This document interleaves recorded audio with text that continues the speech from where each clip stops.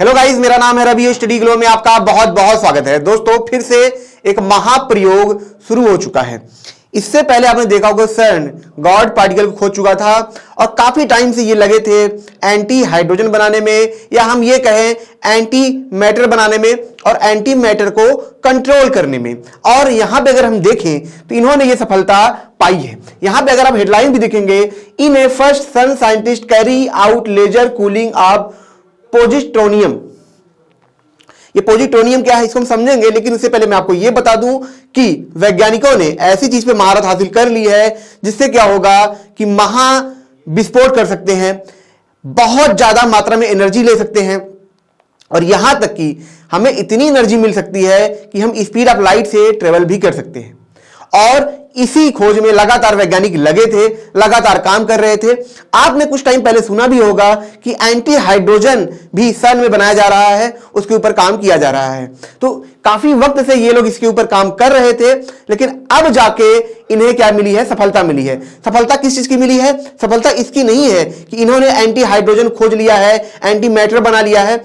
बनाने की बात नहीं है, कंट्रोल वे में, कंट्रोल करके उसके बारे में एक्सपेरिमेंटल वे में इन्होंने क्या किया? सफलता पाई है। यानी कि कोई चीज है, ठीक है, लेकिन उसके ऊपर आपका कंट्रोल नहीं है तो उस चीज का भी उपयोग नहीं कर सकते हैं। और हम ये नहीं कह सकते हैं कि हम इसका यूज कर सकते हैं। एंटी मैटर तो बहुत टाइम पहले ही खोज लिया गया था, लेकिन सबसे बड़ी चीज प्रॉब्लम ये थी कि ये इतने छोटे होते हैं और इनकी लाइफ टाइम इतना कम होता है कि इनको कंट्रोल करना, कंट्रोल करके इन्हें रोके रखना, इनको बचाए रखना बहुत ज्यादा मुश्किल होता है। और इसीलिए यहां पे एक एक्सपेरिमेंट किया जा रहा था जिसके लिए एक टीम बनाई गई थी। उस टीम का नाम था anti hydrogen experiment gravity interferometer, ठीक है, स्पेक्ट्रोस्कोपी। अगर यहां पे हम देखें तो AEGIS करके इसका नाम है, जो कोलैबोरेशन था। ये जो कमेटी थी मिलकर ये काम कर रही थी, जिसमें 19 यूरोपियन साइंटिस्ट थे और एक इंडियन साइंटिस्ट थे। ये लोग मिलकर काम कर रहे थे। सर्न के बारे में दोस्तों आप जानते हैं, सर्न आपने देखा होगा लार्ज हेड्रॉन कोलाइडर, जहां पे गॉड पार्टिकल खोजा गया था, तो आप समझ रहे सर्न में ही हुआ था। तो सर्न के अंदर क्या होते हैं, छोटे छोटे टीम बना दी गई है जो अपना काम करते हैं, एंटी हाइड्रोजन पे, इन सब पे काम करते रहते हैं लगातार। जो बड़े बड़े थ्योरीज होती हैं उनके रिसर्च के एक्सपेरिमेंट भी यहां पे किए जाते हैं, ठीक है। आप समझिए जो स्ट्रिंग थ्योरी है, बहुत सारी थ्योरीज हैं, इनके एक्सपेरिमेंट यहां पे किए जाते हैं। तो उन्हीं के लिए एक टीम बनाई गई थी AEGIS, और ये काफी वक्त से इस पे काम कर रही थी। मैं आपको बता दूं कि पोजिट्रोनियम है क्या, इसको समझेंगे, लेकिन उससे पहले मैं आपको यह बता देता हूं कि इससे पहले एंटी हाइड्रोजन भी बनाया गया है, ठीक है। एंटी हाइड्रोजन के बारे में भी काम किया गया है। अब क्यों लोग इसके पीछे पागल हैं, क्यों इसके पीछे लोग पागल हैं, मैं आपको यहां पे बताता हूं। सबसे पहले जिस बारे में बात हो रही है, ठीक है, पोजिट्रोनियम के बारे में हम समझ लेते हैं। तो यहां पे अगर आप देखेंगे, नॉर्मली क्या होता है कि एक हाइड्रोजन होता है, ठीक है। हाइड्रोजन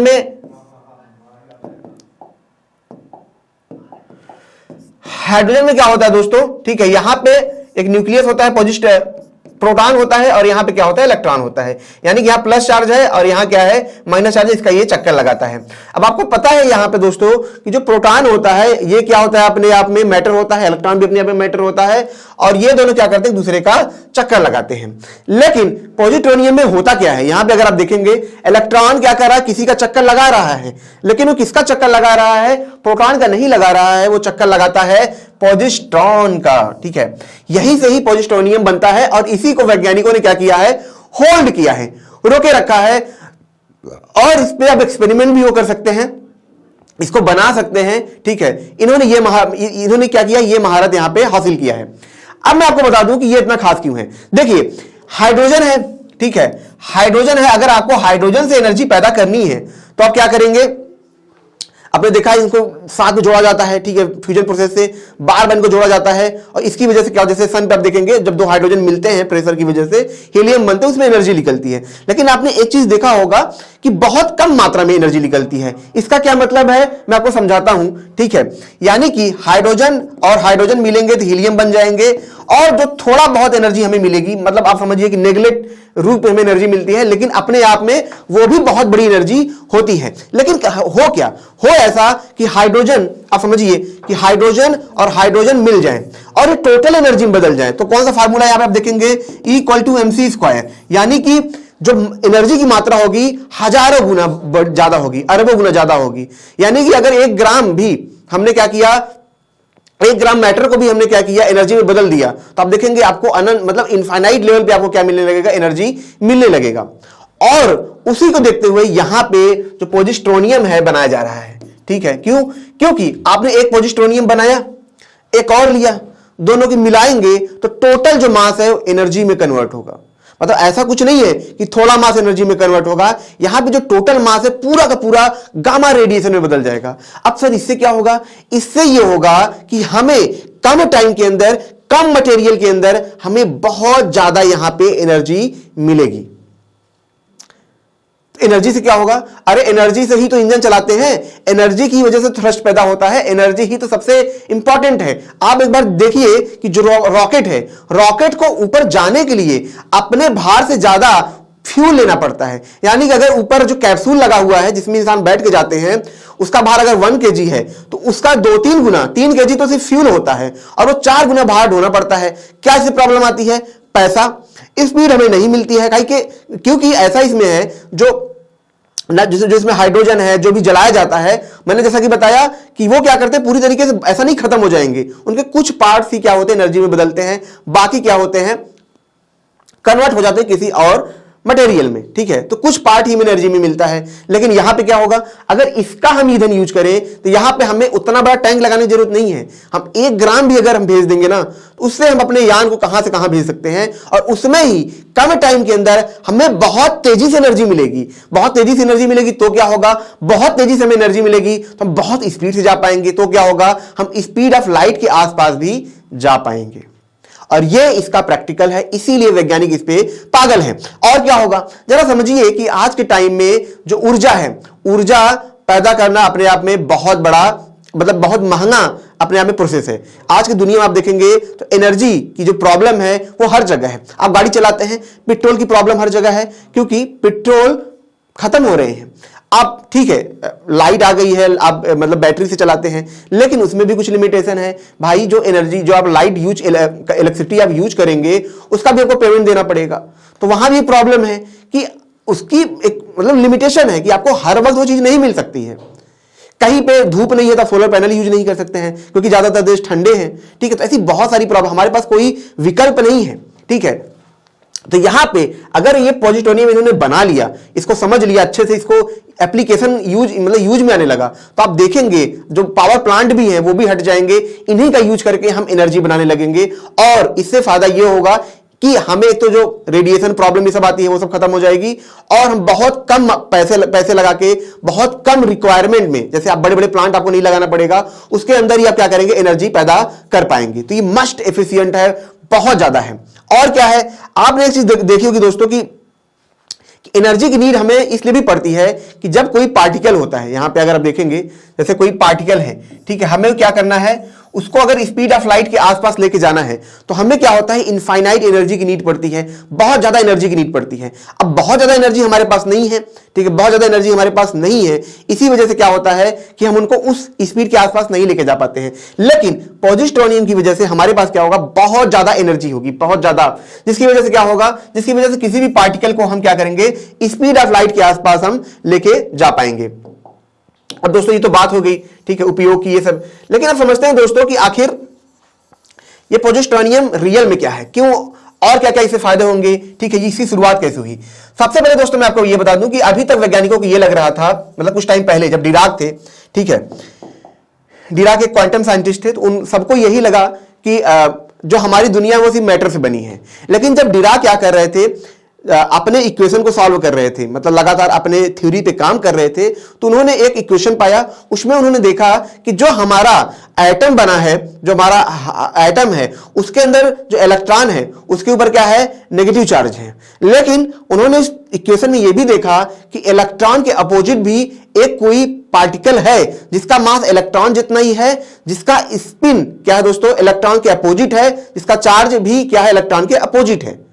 मतलब क्या हुआ, मतलब कि इलेक्ट्रॉन, अभी तक हमको यह पता था कि इलेक्ट्रॉन इस दुनिया में है जो न्यूक्लियस का चक्कर लगाता है, लेकिन डिराक ने कहा कि न्यूक्लियस के अंदर इलेक्ट्रॉन का एक अपोजिट है, ठीक है, एक विपरीत रूप भी है, जिसका मास इलेक्ट्रॉन जैसा ही है, वह इलेक्ट्रॉन जैसा दिखता है, इलेक्ट्रॉन जैसा ही बिहेव करता है, बस, ठीक है, बस उसमें प्रॉब्लम यह है कि जैसे ही इलेक्ट्रॉन से मिलेगा वो टकरा के खत्म हो जाएगा। यानी कि अगर मैं रवि हूं तो डिराक ने कहा कि इस दुनिया में एक और रवि है, ठीक है, लेकिन अगर रवि रवि एक दूसरे से मिलेंगे तो ब्लास्ट कर जाएंगे, क्योंकि दोनों का नेचर अपोजिट है। यानी कि मिले लगे मारपीट करने, लगे झगड़ा करने। तो सेम चीज यहां पे ये था, डिराक ने कहा कि इलेक्ट्रॉन तो है, लेकिन जो मैं इक्वेशन देख रहा हूं इसमें ऐसा मुझे कुछ मिल रहा है कि जो न्यूक्लियस के अंदर छुपा हुआ है, जिसका मास क्या है, एकदम इलेक्ट्रॉन जितना है, और इसी की वजह से ये दोनों अट्रैक्ट करते हैं और इसी की वजह से ये क्या करते हैं, एक दूसरे का चक्कर लगाते हैं।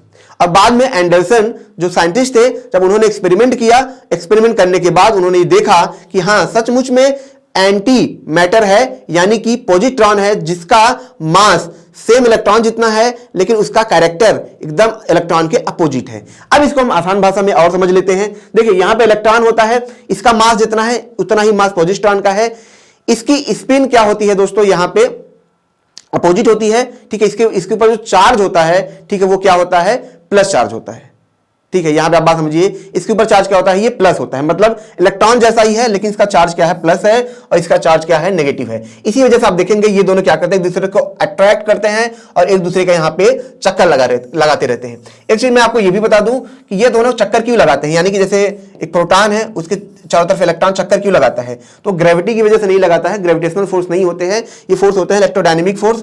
और यहां पे बीच में क्या होते हैं, फोटॉन होते हैं, जो इलेक्ट्रोमैग्नेटिक रेडिएशन आप देखते हैं, तो ये फोटॉन जो होते हैं इनको रोक के रखते हैं, इनको आपस में बांधे रखते हैं। अगर ये फोटॉन ना हो, ठीक है, ये इलेक्ट्रोमैग्नेटिक रेडिएशन ना हो, तो ये दोनों एक दूसरे के अपोजिट नहीं चक्कर लगाएंगे और एक दिन ये क्या करेगा, लीव कर जाएगा। वैसे ही अगर आप देखेंगे यहाँ पे इलेक्ट्रॉन है और पॉजिट्रॉन है, अगर ये एक दूसरे का चक्कर लगा रहे हैं तो इनके बीच में क्या है, ये फोटॉन है, और ये फोटॉन क्या करते हैं, लगातार इधर से जाते हैं, इधर से आते हैं, जाते हैं, आते हैं, इसकी वजह से ये बंधे हुए होते हैं। यानी कि ऐसा ही है कि आप एक बॉल फेंकेंगे अपने दोस्त को, आपके दोस्त ने बॉल पकड़ा, फिर उसने आपको भेजा, फिर आपने उसको पकड़ा, और लगातार बॉल को फेंका जा रहा है और लगातार दोनों एक दूसरे को पकड़ रहे हैं। इसकी वजह से दोनों आप देखेंगे कि जुड़े हुए हैं एक दूसरे से। तो यहां भी अगर आप देखेंगे तो ये दोनों जुड़े हुए हैं एक दूसरे से। अब बात आती है दोस्तों कि इनका मास क्या होता है, तो इनका जो मास होता है वो कितना होता है, इलेक्ट्रॉन के 2 टाइम्स होता है। यानी कि आप देखेंगे एक इलेक्ट्रॉन ये हुआ, मास इसका ये भी हुआ, तो 2 इलेक्ट्रॉन हो गए, इसका मास कितना हो गया, इलेक्ट्रॉन का 2 गुना यहां पे इसका मास हो गया। अब दोस्तों अब हम चलते हैं एक्सपेरिमेंट पे। आखिर एक्सपेरिमेंट क्या था जिसकी वजह से ये जो पॉजिट्रोनियम था ये बन पाया, कैसे इसको रोका, कैसे इस पे काम किया गया। तो एक चीज दोस्तों मैं आपको ये बताऊंगा कि यहां पे बोर्न-आइंस्टाइन स्टेट एक होता है, जिसमें क्या होता है, जैसे मान लीजिए कि कोई हाइड्रोजन है, आपने क्या किया, इसको बहुत ठंडा करेंगे, बहुत ठंडा करेंगे, बहुत ठंडा करेंगे, तो ये किस फॉर्म में आ जाता है, ये उस फॉर्म में आ जाता है, इसको हम वेव बोलते हैं। यानी कि अगर आपने हाइड्रोजन लिया, हीलियम लिया, सबको क्या किया, लगातार ठंडा कर दिया, लगातार ठंडा कर दिया, तो आप देखेंगे इनकी जो स्पीड होती है वो धीमा हो जाता है, बहुत धीमा हो जाता है, और ये वेव के रूप में आ जाते हैं, एकदम आप देखेंगे भाप के रूप में बदल जाते हैं। यानी कि अगर ऐसे 4-5 इंसान अलग अलग हैं, सबको बोर्न-आइंस्टाइन मतलब स्टेट में डाल दे, तो हर कोई पानी जैसा हो जाएगा, हर कोई रुक जाएगा, जो उछल रहा था, कूद रहा था, वो भी क्या होगा, शांत हो जाएगा। तो यहां पे वैज्ञानिकों ने यही किया। वैज्ञानिकों ने क्या किया, एक ऐसा स्पेस बनाया जिसके अंदर क्या किया, इलेक्ट्रॉन को भी भेजा और एंटी इलेक्ट्रॉन को भी भेजा, जिसको हम पॉजिट्रॉन कहते हैं, और इनको क्या किया, धीरे धीरे धीरे धीरे कूल करने लगे। कितना कूल किया, -100 डिग्री सेल्सियस तक इन्होंने क्या किया, इसको ठंडा किया। उसके बाद क्या हुआ, उसके बाद दोस्तों ये हुआ कि इनकी जो स्पीड थी, यानी कि इनकी जो भागने की क्षमता थी, स्पीड थी, वो काफी धीमा हो गई। धीमा होने की वजह से क्या हुआ, धीमा होने की वजह से दोस्तों ये दोनों क्या हुए, पास है, काफी पास है। पास आने के बाद क्या हुआ, फिर एक दूसरे का ये चक्कर लगाने लगे, ठीक है, एक दूसरे का ये चक्कर लगाने लगे, और इसी वजह से पॉजिट्रोनियम बन पाया। यहां पे एक चीज मैं आपको ये बता दूं कि यहां पे इसको जो कंट्रोल किया जाता है, एक तो टेम्परेचर से, दूसरा इनको मैग्नेट से कंट्रोल किया जाता है, इन मैग्नेटिक फील्ड से कंट्रोल किया जाता है, ताकि ये क्या हो, एक जगह पे रहे, ठीक है। क्योंकि अगर ये किसी भी मैटर से टकराएंगे, अगर मान लीजिए जो पॉजिट्रोनियम है अगर इससे टकरा गया मैग्नेट से, तो ब्लास्ट कर जाएगा। इसीलिए मैग्नेटिक फील्ड क्या होते हैं, इनको कवर करते हैं, ताकि ये क्या हो, किसी बीच में फंसे रहे, किसी मैटर से ये टकराए नहीं, ठीक है। तो यानी कि ठंडा भी किया गया, मैग्नेटिक फील्ड से इनको बीच में यहां पे रोका गया। अब क्या किया जाएगा, अब इन पे किया जाएगा एक्सपेरिमेंट। एक्सपेरिमेंट कैसे होगा, लेजर के द्वारा, लेजर पल्सेस को भेज के पता किया जाएगा कि बना कि नहीं बना, एंटीमैटर बना कि नहीं बना। तो लेजर पल्सेस होते हैं वो क्या होंगे, जाएंगे इस पॉजिस्टोनियम को टच करेंगे, ठीक है, आगे चल के क्या इनको डिटेक्ट कर लिया जाएगा और हमें इंफॉर्मेशन मिल जाएगा, अच्छा यहां पे एंटी मैटर बन चुका है, अच्छा यहां पे एंटी मैटर बन चुका है। एक चीज वैज्ञानिक यहां पे ये भी जानना चाह रहे थे, जो पॉजिस्टोनियम है उसमें वैज्ञानिक ये जानना चाह रहे थे कि पॉजिस्टोनियम पे कि ग्रेविटी कैसे काम करती है, ग्रेविटी जैसा मैटर पे काम करती है, क्या वैसा ही ग्रेविटी पॉजिस्टोनियम पे काम करती है, एंटी मैटर पे काम करती है। और यहां पे वैज्ञानिक इस सफलता को पा लेंगे, हालांकि अभी इन्होंने किया नहीं है, लेकिन इस एक्सपेरिमेंट को करने वाले हैं, यही इनका अगला उद्देश्य है जो इन्होंने पॉजिस्टोनियम बनाया है, कि हम क्या करें कि एंटी मैटर को हम क्या करें, जांचें और उस पर ग्रेविटी एक्सेलरेशन जो त्वरण है कितनी स्पीड से काम करता है हम वो भी जांचें। क्योंकि इसमें दोस्तों एक ये था, स्टीफन हॉकिंग ने उनकी बुक जो थी ब्रीफ हिस्ट्री ऑफ टाइम, तो उन्होंने ये चीज बताया था, मतलब एक कल्पना है वैज्ञानिकों के बीच में कि जो एंटी मैटर होता है वो टाइम रिवर्स करता है, ऐसा लोगों का मानना था, ठीक है। तो इसी वजह से जो वैज्ञानिक है ये जानना चाह रहे हैं कि क्या सच में एंटी मैटर पे ग्रेविटी रिवर्स है, कहीं ग्रेविटी तो ऐसा नहीं कि एंटी मैटर पे ग्रेविटी रिवर्स काम करता है। यहां पे एक धारणा और भी है कायोटिक पार्टिकल की, जिसकी बात होती है एक्सोटिक पार्टिकल, कैयोटिक पार्टिकल। तो एक्सोटिक पार्टिकल में दोस्तों ये भी देखा गया है, माना जाता है कि उस पर ग्रेविटी उल्टा काम करेगी, मतलब वो मास उसका बढ़ेगा तो उतनी तेजी से ऊपर जाएगी। तो इसीलिए वैज्ञानिक जांच करना चाहते हैं क्या सच में ऐसा है, और अगर ऐसा हुआ तब हम सच में ब्लैक होल के अंदर भी जा पाएंगे। यानी कि हमने क्या किया, हमने ब्लैक होल के अंदर भी जाके हमें ब्लैक होल खत्म नहीं कर सकता है, क्योंकि जितना प्रेशर ब्लैक होल हमारे ऊपर लगाएगा उतना ही मास बढ़ता जाएगा, ठीक है। तो इसीलिए ये जो रिसर्च है ये पूरी एरा को बदलेगा। जैसे 2022 में नोबेल प्राइज मिला, तो जो क्वांटम इंटेंगलमेंट का स्ट्रक्चर है वो पूरी एरा को बदलेगा, वैसे ही जो एंटी मैटर का स्ट्रक्चर है वो पूरी एरा को बदलेगा। एनर्जी सिस्टम, मशीनरी सिस्टम, मतलब हर चीज, यहां तक कि जो कैंसर का इलाज है वो भी इसके द्वारा हो पाएगा। कैसे हो पाएगा आपको मैं बताऊं कि जैसे जो एंटी मैटर होता है ये है गामा रेडिएशन निकालते हैं। जब इन एंटी मैटर को जो कैंसर जहां ट्रीटमेंट करना है ये क्या किया जाएगा, उस पर जब बार बार भेजा जाएगा तो ये बहुत हल्की मात्रा में गामा रेडिएशन निकालेंगे, जिससे कैंसर की जो बीमारी है वो खत्म हो जाएगी। और क्या होगा, और ये होगा कि जैसे आपको पता है ब्रेन के अंदर वाले पार्ट को हम नहीं देख सकते, हम एमआरआई करते हैं, जो भी करते हैं हम सिर्फ ऊपर के स्ट्रक्चर को देख पाते हैं, अंदर क्या है उसको हम नहीं देख सकते हैं। लेकिन इसके द्वारा क्या होगा कि जब हम इन एंटी पार्टिकल्स को ब्रेन के अंदर भेजेंगे और जैसे ही ब्रेन के अंदर जाएंगी मैटर से टकराएंगी तो ये क्या करेंगी, गामा रेडिएशन पैदा करेंगी, और उन गामा रेडिएशन को हम क्या करेंगे, डिटेक्ट कर लेंगे, और हम ये जान पाएंगे कि ब्रेन के अंदर वाले पार्ट में क्या हो रहा है, उसको भी हम यहां पे समझ पाएंगे। इसीलिए ये जो पॉजिस्टोनियम है इतना ज्यादा इंपॉर्टेंट है। तो दोस्तों ये छोटा सा लेक्चर था, अगर आपको अच्छा लगा हो इसे लाइक करें, कमेंट करें, शेयर जरूर करें, और जैसा कि मैंने बताया हमारा फ्लो का कोर्स आप जरूर अवेल करें, क्योंकि आप 2-3 साल से तैयारी करते हैं, इसके बावजूद भी आप देखेंगे आपका एग्जाम नहीं निकलता है। लेकिन वहीं पे कुछ लोग होते हैं कम टाइम के अंदर फर्स्ट अटेम्प्ट में एग्जाम क्रैक करते हैं। रिसर्चर ने यह पाया कि जब कोई टॉप परफॉर्मर फ्लो की स्टेट में होता है तब वो कुछ भी अचीव कर लेता है, और रिसर्चर ने यह भी देखा कि इस फ्लो की स्टेट को हम आम इंसान के अंदर पैदा कर सकते हैं कुछ थेरेपीज के द्वारा। उसी थेरेपीज को हम इंडिया में लाए हैं महज 299 में, जब आप फ्लो 25 कोड आप यूज करेंगे। तो दोस्तों मिलते हैं नेक्स्ट लेक्चर में। Thank you so much.